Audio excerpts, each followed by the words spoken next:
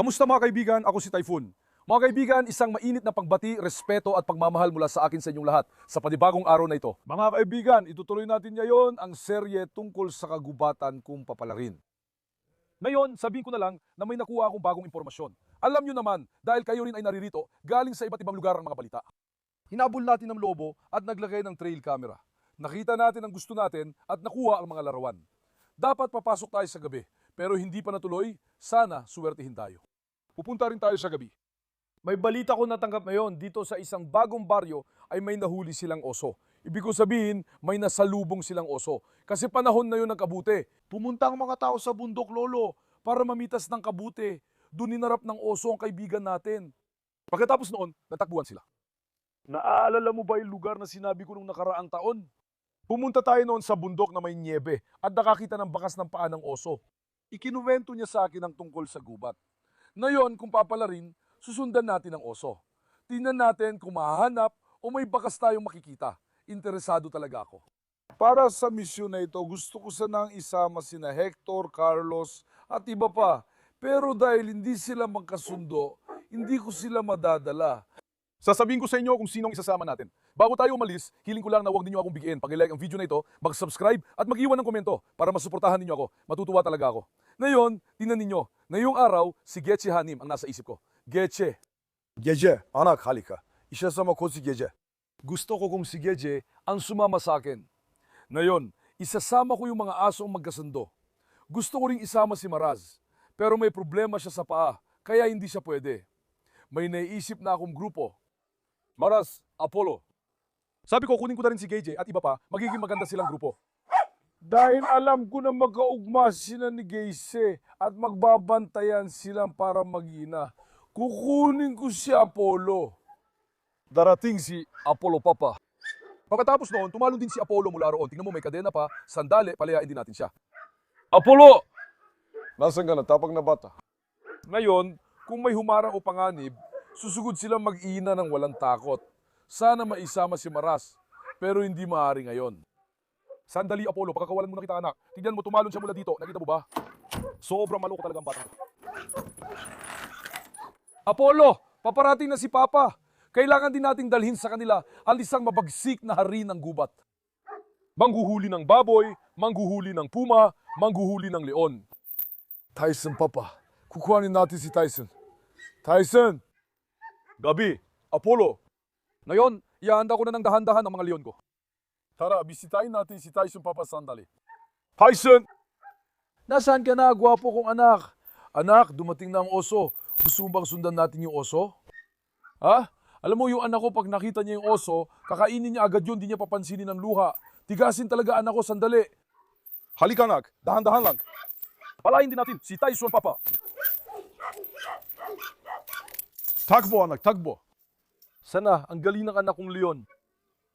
Ngayon, maganda ang grupo natin. Sana hindi tayo makasalubong ng oso. Sabi ko hindi, pero kung sakali, malaking problema ang abutin natin. Ngayon, ilalagay ko na unti-unti ang mga anak sa sasakyan. Pagkatapos dito, magpapatuloy tayo sa kung saan tayo tumigil sa gubat, mga kaibigan. Mga kaibigan, nandito na tayo sa bundok. Nasa daan na ako ng 45 minuto. Pakita mo naman ang paligid. Ipakita mo yung bundok sa tapat. Ang taas ng narating natin, mga 1,000 metro siguro.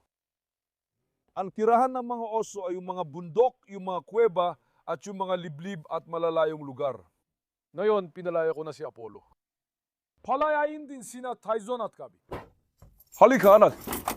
Ang gagaling ng mga anak kong leon. Magaleon ng Anadolo ito. Dumarating si Apollo, tinan mo. Apollo, tumakbo ka anak. Nandito rin si Anan. Guwapo kong anak. Mapalat ka talaga. Bak, nakita mo ba? Nang makita niya ang nanay niya, bigla siyang tumakbo. Ngayon mga kaibigan, saan tayo pupunta? Saan direksyon tayo pupunta? Doon na rin naman sa ibaba. Hindi tayo bababa, akyat tayo pataas. Ganito na lang ang gawin natin ngayon. Talagang napansin ko ang batong ito. Mula rito, akyat tayo. Sa lugar na maraming bato, pakiramdam ko may kuweba o lungga ng oso dito. Naintindihan nyo? Mag-iikot tayo para mag-imbestiga, kuya. Ano ang pakiusap ko sa inyo? Huwag lahat yasa sa akin. May mga bagay na di ko rin napapansin, kaya panoorin mabuti ang video at huwag palampasin ang kahit ano. Baka may mapansin kayong pahiwati ko bakas. Isulat nyo sa mga komento. Naiintindihan nyo ba? Hindi ko kayang bantayan ng lahat. Hindi ko napapansin lahat. Kayo ang nakakapansin, isulat nyo sa mga komento. Kapag may nakakuha ng interest ninyo, tara, dahan-dahan tayong pumasok sa gubat, mga kaibigan. Sana magkasalubong tayo, pero tulad dati, di ko masabi kung makikita tayo o hindi. Ngayon, ang usapang oso ay delikadong bagay. Bakit? Hindi kayang labanan ng isang aso ang oso, kailangan nila ng grupo. Ayos ba? Kung makita tayo ng oso bilang target, hindi niya tayo patitirahin ng buhay. Kaya kuya, kailangan talaga nating mag-ingat. Kailangan nating protektahan ang ating sarili ng maayos. Ngayong araw, bida natin si Tyson Baba. Leong Anadolu. Tingnan mo dito, tingnan mo. Halika, kunan mo ito. Tingnan mo ang ganda ng pagguho dito. Kita nyo, dati may daan diyan, bumagsak na, tol. Kung dadaan tayo dito pababa, basa ang lupa, delikado. Halika, dumaan tayo sa patag na daan. Huwag din nating ipahamak ang sarili natin na yun, mga kaibigan. Kung biglang lumitaw ang oso, tiyak na atakihin tayo. Sigurado ako dyan. Naniniwala rin akong magaling sina Tyson, Getche at Apollo sa ganito. Kuya, tiwala ako sa mga aso ko. Tingnan mo, matatapang ang mga aso ko, hindi sila natatakot, hindi sila urong. Lumabas man ang oso, baboy ramo, lobo, o kung ano paman, panoorin ninyong mabuti. Dito naman talaga nakatira ang mga ligaw na hayop na sinasabi natin. Oo, tara, akyatin natin ang batong ito, kuya. Mas patag dito. Baka madulas tayo, wag na lang natin pahirapan ang sarili.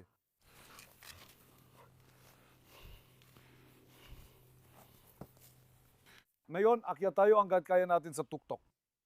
Unahin muna nating silipin ang lugar mula sa itaas. Tingnan natin kung ano ang meron at wala. Tingnan mo, halimbawa, dito ay basa. May lumalabas na tubig dito mula sa lupa, nakikita mo ba? Tingnan mo, sa ibang bahagi, wala. Ibig sabihin, may pinagkukunan ng tubig sa ilalim nito. Tingnan mo, dito lang may tubig. May pinagkukunan ng tubig sa ilalim nito. Susuyrin natin ang buong lugar. Ang pinagkukunan ng tubig ay tirahan ng baboy ramo, lobo, alamid, asumgubat at oso. Kapag nakahanap tayo ng pinagkukunan ng tubig sa lugar na ito, siguradong magiging maganda ang kalagayan natin.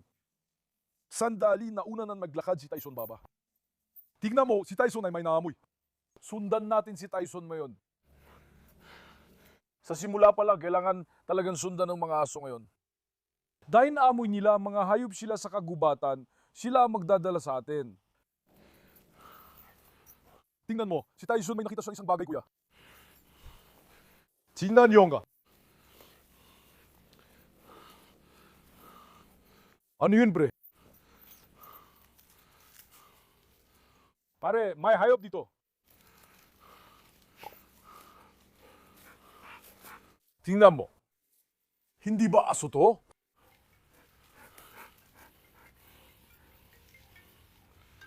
Sa totoo lang, aso talaga to, mga kaibigan. Nakikita mo ba na si Tyson ang nagdala sa atin dito at nakahanap nito? Tingnan mo, umalis na siya.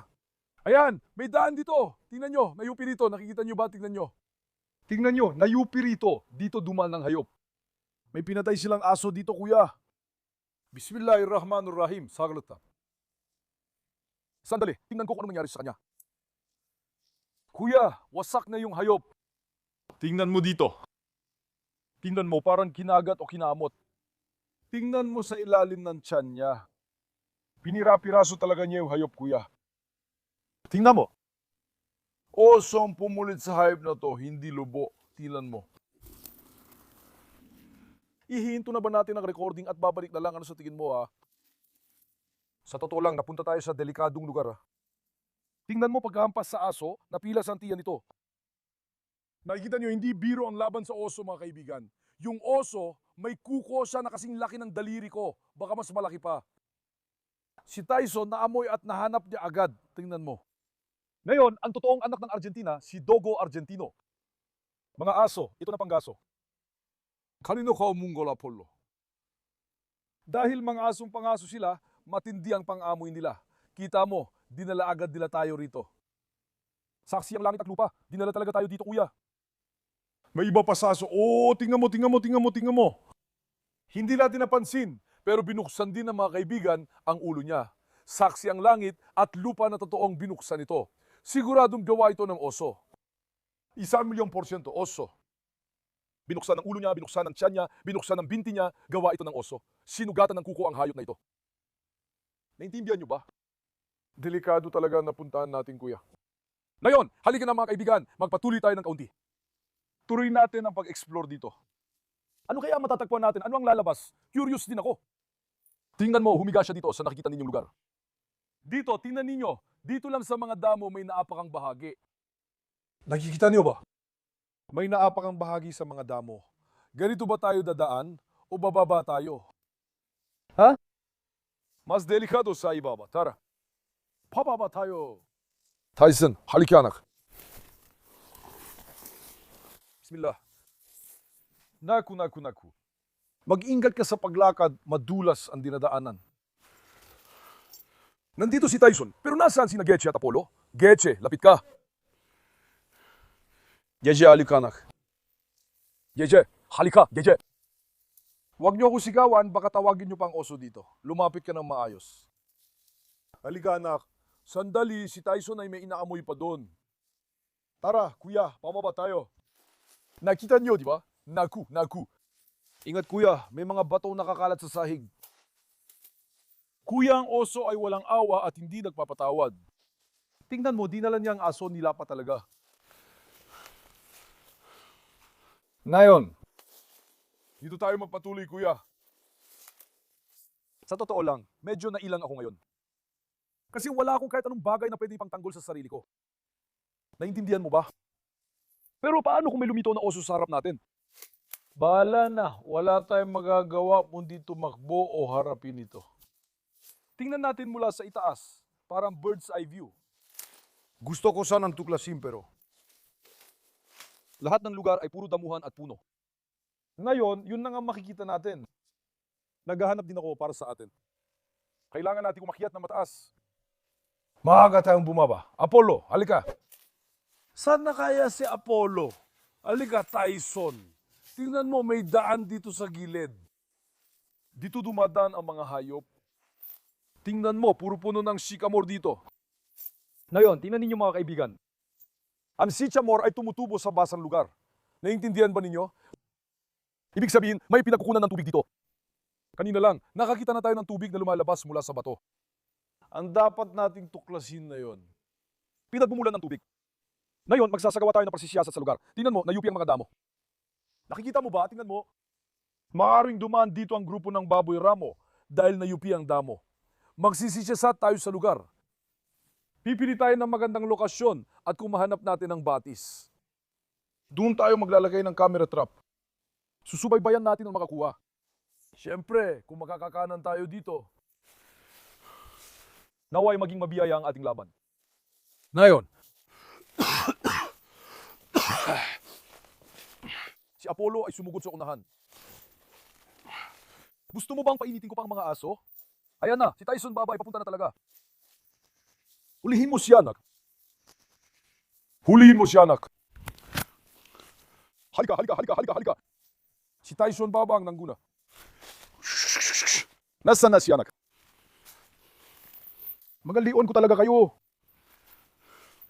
Itong mga to, alam mo ba, itong mga to, hindi nila kilala ang oso o polar bear. Itong mga to, hindi sila naawa kahit makita kang umiiyak. Tatay, ang ganda pala ng lugar na to. Dito talaga dapat mag-camping. Baka pasukin tayo ng oso sa tent sa gabi. Hindi natin pwede suungin ng ganung panganib. Ano yon? Nandyan. May isa pang bagay dyan. Ano yon? Kahoy ba yon o iba pang bagay? Kahoy pala para. Tingnan mo yan. Parang bangkay ng hayop mula sa malayo. Tingnan mo yung kahoy, mukha talagang bunggo. Tingnan mo to. Diba? Pare, ang misteryoso ng kahoy na to. Parang ulo talaga ng buhaya, ha? Totoo, parang ulo talaga ng buhaya. Mga bata, huwag niyo kami iwan.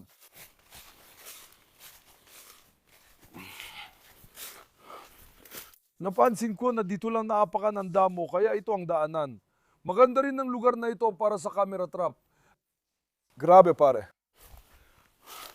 Kung makakahanap tayo ng basang lugar, talagang magiging kahanga-hanga ito.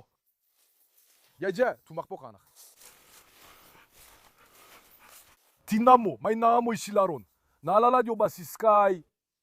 Nanahanap natin ng mga buto sa gubat, humiga siya sa ibabaw ng mga iyon at iniwan ng amoy niya. Ganon din ang ginawa ni Apollo. Tingnan mo. Kunin mo si Apollo. Ibig sabihin, amoy hayop. Sinusundan niya at iniwanan ng amoy. Doon sa mga damo, naamoy ni Apollo ang amoy ng hayop. Tingnan kung may bagay na parang buto. Wala. Malaman nakakuha ito ng amoy ng hayop dito, kaya umiga siya sa ibabaw dito. Ginagawa niya ito para angkinin ang lugar.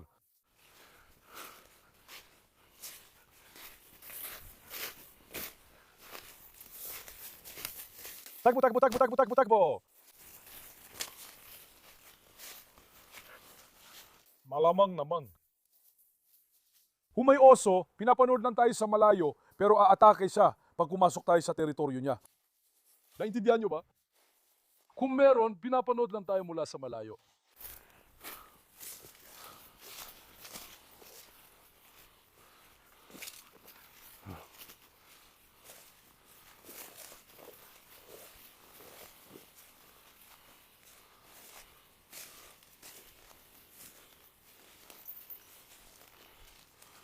Tingnan mo.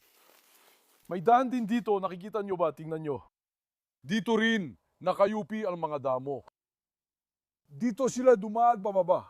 Ingat, halika. Lahat na nakikita mo ngayon ay daan ng patika.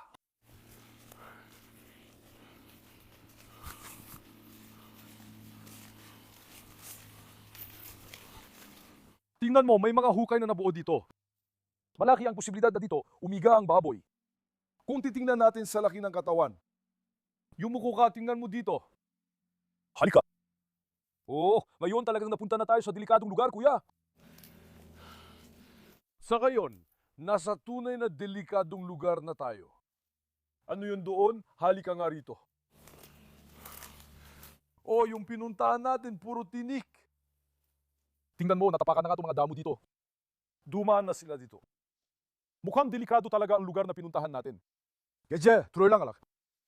Anak, tuloy lang, subukan mong lumabas. Geje, ayaw mo ba akong isama sa kabila? Ang ganda ng rosip na ito, hindi ba? Tikban nga natin ito. Naku, ayun, nawala na rin. Ano bang klase ito?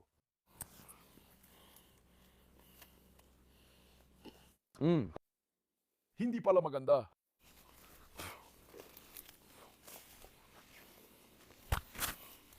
Hey Son, may nahanap ka ba anak? Ha?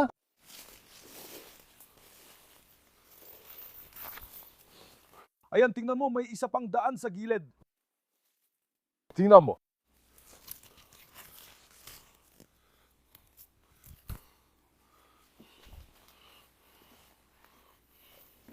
Dito tayo tumawid sa kabila.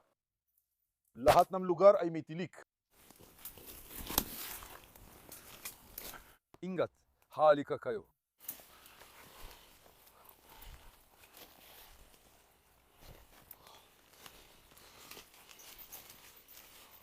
Nakita kong basura lang pala ito. Pwedeng may dumaan na tao o dinala ng hayop ang mga lalagyan. Mga kaibigan, isa sa dalawa. Talagang malalim na tayo sa kagubatan, hinahanap natin ang gulo. Sinasabi ko lang sa inyo, dati raw itong dinadaluyan ng tubig yung banda sa ibaba. Mukhang Matthew na ron. Malamang na yung dinadaluyan ng tubig ay nagpapatuloy pa rin sa bandang ibaba. Dito tayo dadaan at maghanap, kuya.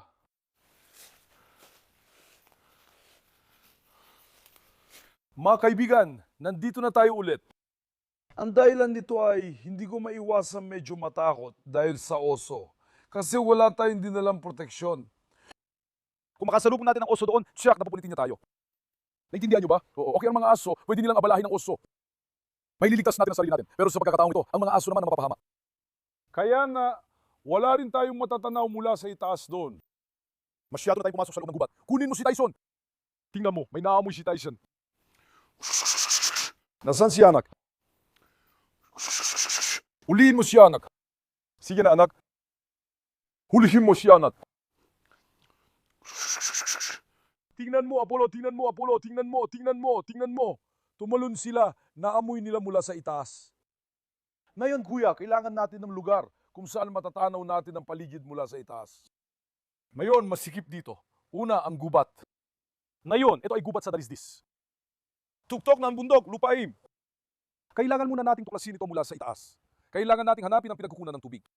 Medyo malayo na rin ang narating namin papasok sa gubat, kahit pagkatapos namin itigil ang pagre-record. Walang nakita, basta pa ang lupa. Bumaba kami pababa, hindi na kami makabalik paakyat. Kung naipit siya, yun ang nagdulot ng problema sa amin. Isa pa, akala ko nakuha ko na yung camera trap pero sa malas, naiwan ko pala sa bukid. Hindi rin namin nailagay yung camera trap kaya.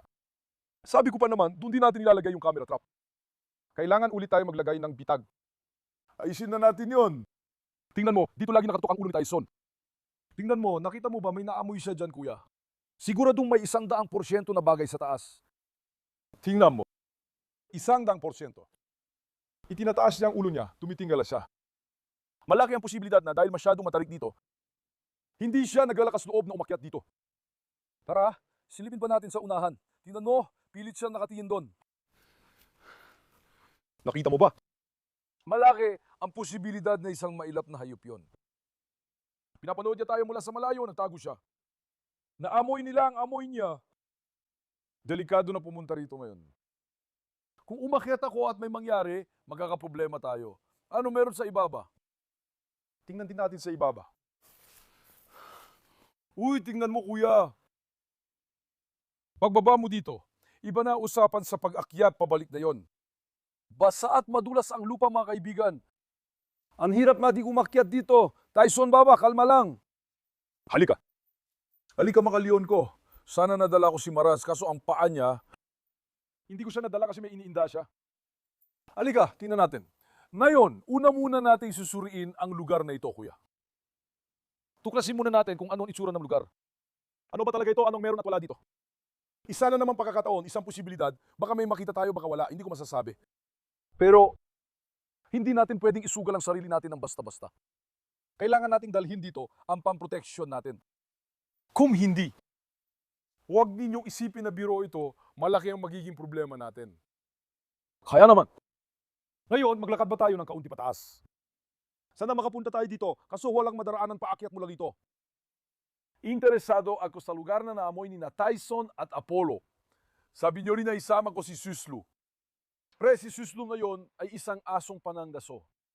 Mahanap na yon sigurado at mauna pa siyang susugod. Kapag nakakita sila ng mailap na hayop, sasakalin nila ito. Naintindihan mo? Hindi dapat siya pinapapunta mag-isa. Hindi rin naman siya susundan ng mga ito. Kaya hindi ko dinadala si Suslu. Bigla siyang sumugod sa unahan. Nakita niya ang oso, baboy ramo at lobo. Kapag may nasalubong siya, anong mangyayari?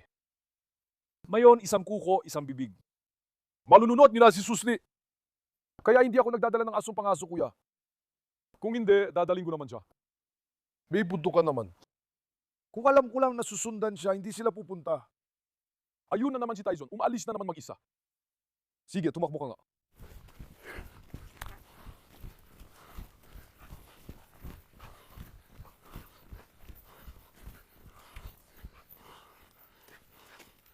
Anong meron doon?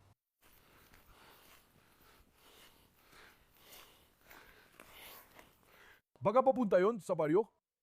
Teka, bumalik tayo. Bumalik tayo, halika. Ngayon, baka pumunta siya sa baryo o kung saan. Tyson baba, bumabalik na tayo. Tara na, pasya. Bumabalik na tayo, ana, halika. Sige, sige, sige, sige, sige. Halika na, halika na, halika na, halika. Halika, tapang na bata, halika. Magaling ang aking tapang na bata. Titipunin ko muna ang mga alaga, mga kaibigan. Isasakay ko na sa sasakyan. Ayos ba? Ngayon, ginawa namin ang aming unang paggalugad. Nakita niyo na rin naman. Nakakita kami ng isang napakalaking bakas. Sinaktan ng onso ang aso. Sa totoo lang, hindi lang basta sinaktan. Nakita niyo naman kung ano talaga nangyari. Kaya nga ako medyo nag-alala. Ngayon, sa susunod, pag may camera trap, ano gusto ng oso? Mahilig siya sa pulot. Pulot, pati na rin, Carme. Magdadala tayo ng bangkay ng hayop. Magtatayo tayo ng bitag. Subukan nating makuha ninyo sa camera trap. Ama, ang gawa ng aso ay hindi gawa ng lobo. Lobo yun, siguradong pinuli-pulitan niya. Sa tingin ko, oso talaga yun, sigurado ako. Alamin muna natin yon. Depende dun natin malalaman ang susunod na gagawin. Mahal ko kayo. Huwag kalimutang i-like ang video at mag-subscribe. Ingatan niyo ang sarili niyo. Paalam. Mag-ingat kayo mga kaibigan ko.